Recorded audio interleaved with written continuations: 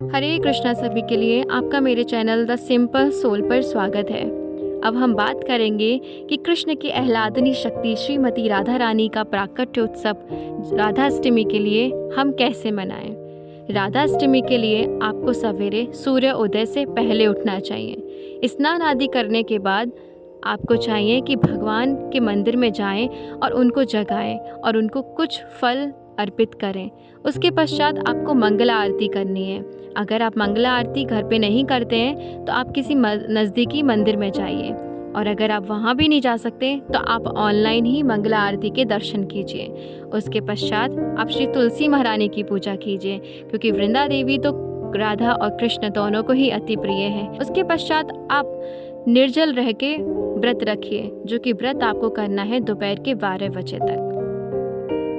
उस दिन आपको जन्माष्टमी की तरह ही श्री राधा रानी का अभिषेक करना चाहिए, लेकिन ध्यान रखें श्री राधा रानी के साथ श्री कृष्ण का भी अभिषेक आपको करना है। युगल सरकार का एक साथ ही अभिषेक करना है। ऐसा नहीं कि राधा अष्टमी है तो श्रीमती राधा रानी को ही स्नान कराएं, नहीं, आपको दोनों के लिए ही स्नान कराना है और उनके ही मनपसंद आपको भोग अर्पित करने हैं। जैसे वर्ष में एक बार किसी व्यक्ति का जन्मदिन होता है तो वो चाहता है कि मैं अपने मनपसंद भोजन ग्रहण करूं या फिर बहुत ज़्यादा ही सुंदर सुंदर व्यंजनों का स्वाद चखूं। उसी तरह श्रीमती राधा रानी का ये जन्मोत्सव है, तो उसके लिए हमें चाहिए कि हो सके तो ज़्यादा से ज़्यादा अपने भगवान के लिए भोग बनाएं और उन्हें अर्पित करें।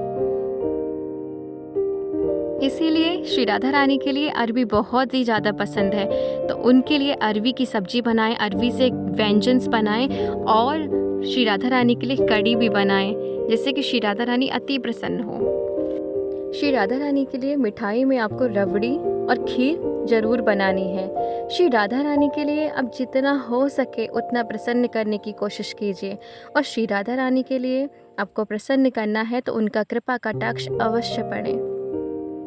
श्री राधा कृपा कटाक्ष, श्री कृष्ण कृपा कटाक्ष पढ़ने से श्री युगल सरकार अधिक प्रसन्न होते हैं, क्योंकि वो एक दूसरे के लिए ही खुश करने के लिए है और वो स्वयं महादेव के द्वारा रचित हैं। राधाष्टमी के दिन जितना हो सके आप सेवा में लगे रहना।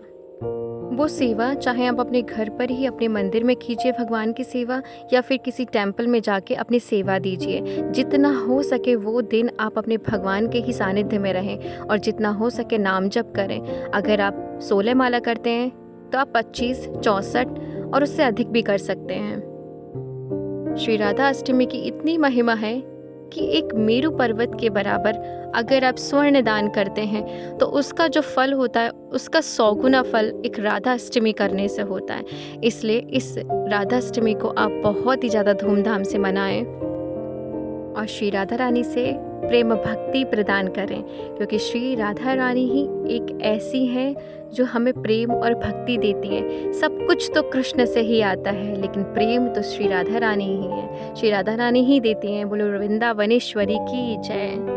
तो ऐसी श्री राधा रानी के जन्मोत्सव पर आप ज़्यादा से ज़्यादा भगवान के नाम का स्मरण कीजिए, भगवान की कथाएं लीलाएं सुनिए और सुनाइए, क्योंकि भगवान उससे अधिक प्रसन्न होते हैं जो उनके नाम रूप और गुण की महिमा का गुणगान करते हैं। हरि बोल, हरे कृष्णा।